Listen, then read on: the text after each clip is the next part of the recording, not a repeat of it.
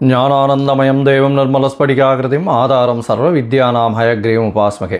Akshara Annamalai YouTube channel நேயர்களுக்கு astro KS ஐயங்காரின் பணிவான நமஸ்காரங்கள். மாத பலன், பராபவ வருஷம் ஆனி மாத பலன்கள் 15/6/2026 16/7/2026 வரலும் உண்டான காலகட்டம் 32 நாட்கள்.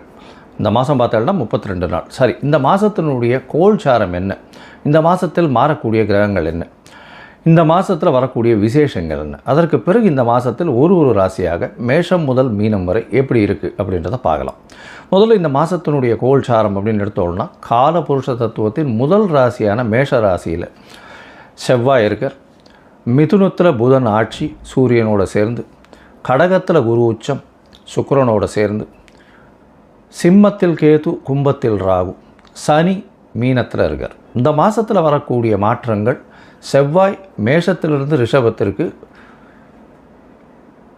19/6/2026 அன்றைக்கி போடுறார். 5/7/2026 அன்றைக்கி சுக்கிரன் கடகத்திலிருந்து சிம்மத்துக்கு வர்றார். இது இந்த மாதத்தினுடைய மாறுதல்கள்.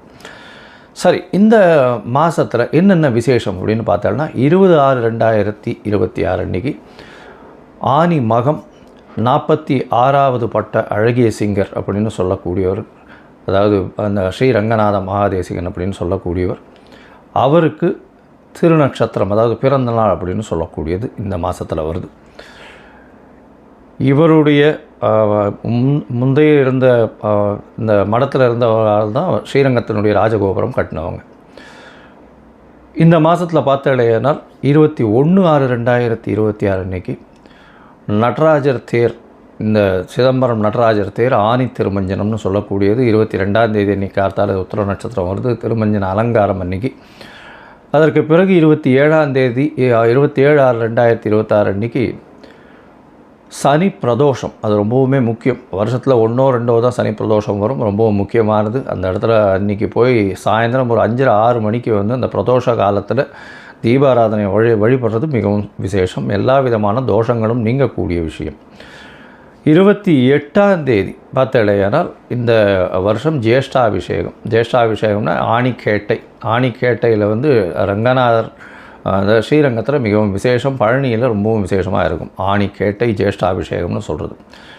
29ஆம் தேதி ஆனி மூலம். அதாவது ஆனி மூலம் என்னென்னா பௌர்ணமி நாள். மிகவும் பிரசித்தி பெற்றது. ஆனி மூலத்தில் பார்த்தலையானால் பௌர்ணமின்றதுனால, அதாவது பகலும் இரவும் நல்ல வெளிச்சத்தோடு இருக்கக்கூடிய நாள், ரொம்பவும் ஏற்றமான நாள்.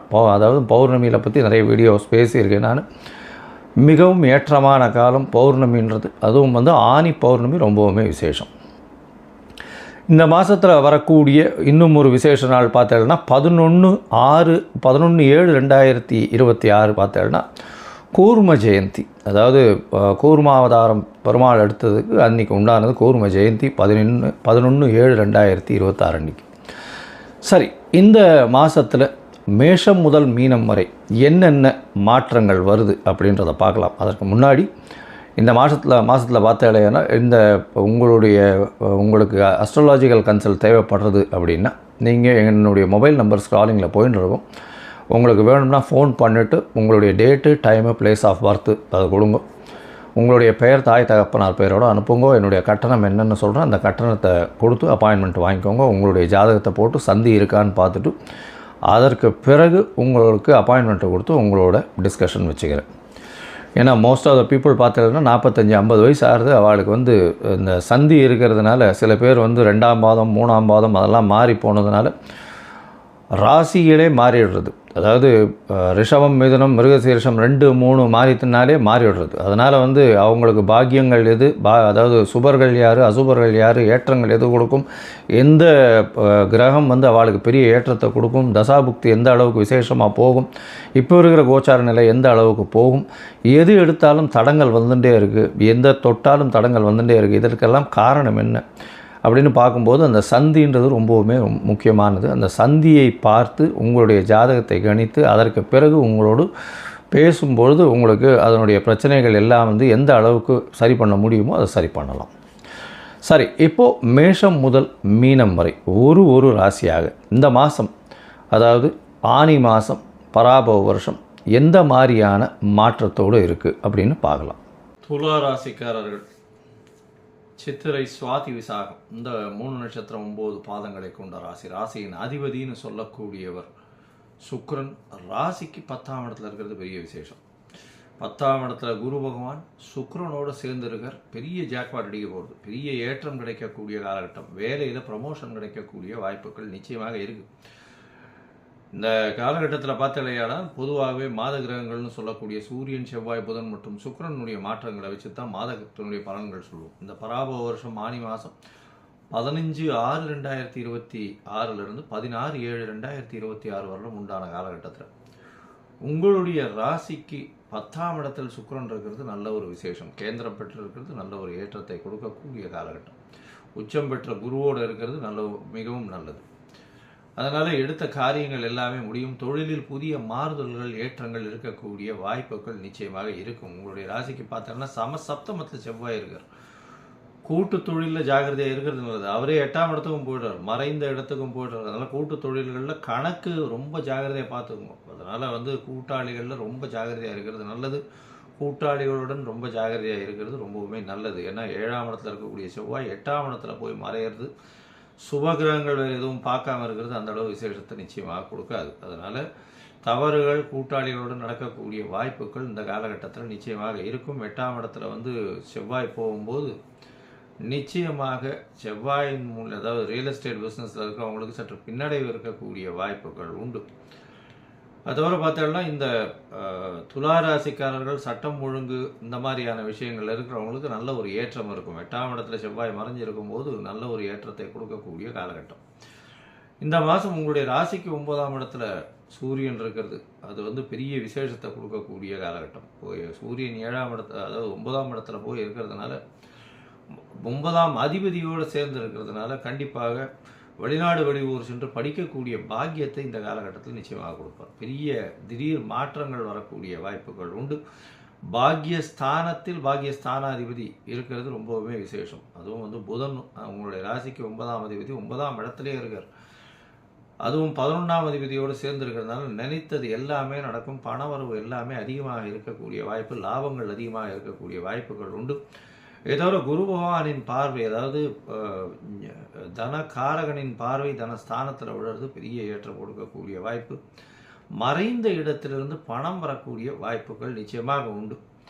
உங்களுடைய ராசிக்கு பார்த்தீங்கன்னா புதிய முயற்சிகள் எல்லாமே வெற்றி பெறக்கூடிய காலகட்டமாக இந்த காலகட்டம் அமைப்பு வருது. ஏன்னா 3ஆம் அதிபதி 10ஆம் இடத்துல உச்சம் பெற்று போயிருக்கிறது நல்ல ஒரு ஏற்றம். மொத்தத்தில் பார்க்கும்பொழுது இந்த துளாராசிக்காரர்களுக்கு ஏற்றமான காலமாக இருக்குது. துளாராசிக்காரின் அதிபதி சுக்கிரனும் 10ஆம் இடத்துல போய் இருக்கிறதுனால செய்யக்கூடிய தொழிலில் புதிய மாறுதல்கள் வைத்து அதன் மூலியமாக ஏற்றம் கிடைக்கக்கூடிய வாய்ப்பு, எடுத்த காரியங்கள் எல்லாமே நிச்சயமாக வெற்றி கிடைக்கக்கூடிய வாய்ப்புகள் உண்டு. தொழிலில் புதிய திறமையை கையாண்டு அதன் மூலியமாக வெற்றி கிடைக்கக்கூடிய வாய்ப்பு.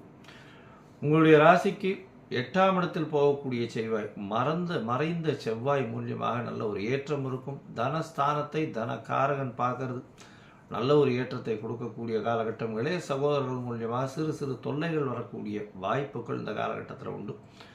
மூத்த சகோதரர்கள் மூலியமாக நல்ல ஒரு ஏற்றம் இருக்கக்கூடிய வாய்ப்பும், தந்தையின் மூலியமாக ஏற்றம் இருக்கக்கூடிய வாய்ப்பும், வெளிநாடு போய் படிக்கக்கூடிய பாக்கியங்களும் இந்த காலகட்டத்தில் வரும்.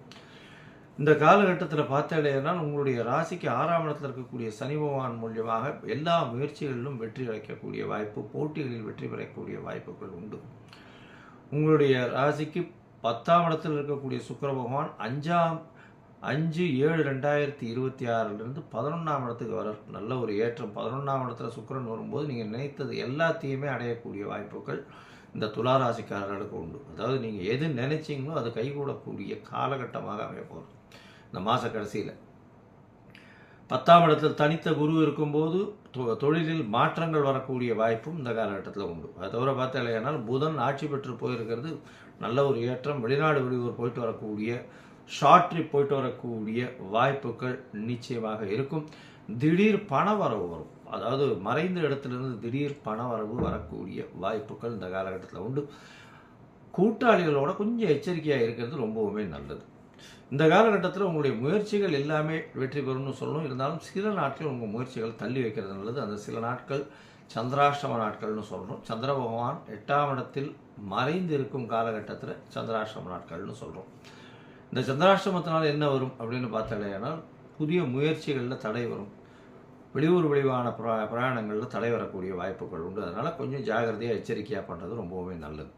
ஒருவேளை நீங்கள் போய் அந்த ப்ராஜெக்ட் எடுத்து பண்ண வேண்டிய கட்டாயம் இது ஏற்கனவே ஷெட்யூல் பண்ணிட்டீங்க அப்படின்னா நீங்கள் அதுக்கு உண்டான எளிய பரிகாரம் அப்படின்னு சொல்லக்கூடிய பக்கத்தில் இருக்கிற லக்ஷ்மி நரசிம்மர் கோயிலில் வந்து பானகம் போய் சமர்ப்பிச்சுட்டு வாங்கும். அந்த பானகம் சமர்ப்பிக்கிறதுனால சந்திராஷ்டமத்தின் தாக்கம் நிச்சயமாக குறையும். இந்த காலகட்டத்தில் சந்திராஷ்டமம் என்னைக்கு வருது அப்படின்னு பார்க்கும் பொழுது துலா ராசிக்காரர்களுக்கு 10/7/2026 12/7/2026 வரலும் உண்டான காலகட்டம் சந்திராஷ்டம நாட்கள். இந்த காலகட்டத்தில் உங்களுடைய தசாபுக்தி அந்தரம் சூக்ஷ்மம் சரியில்லை அப்படின்னா நீங்கள் அருகில் இருக்கக்கூடிய நரசிம்மரை போய் வணங்குங்க. நரசிம்மரை போய் வணங்கிட்டு அவருக்கு துளசி மாலை ஒன்று போடுங்க. அதுவும் பிரதோஷ காலத்தில் நரசிம்மரை வழிபடுறது மிகவும் சால சிறந்தது. ஏன்னா சித்திர சுவாதி 2 நட்சத்திரமும் இருக்கக்கூடியது துலா ராசி. அதனால் இந்த ராசிக்காரர்கள் நரசிம்மரை வழிபட்டு வருவது அவ்வளவு பெரிய விசேஷத்தை கொண்டு போய்விடும். எல்லா விஷயத்திலும் வெற்றிகளை குவிக்கக்கூடிய ஒரு விஷயத்தை கொடுக்கும்.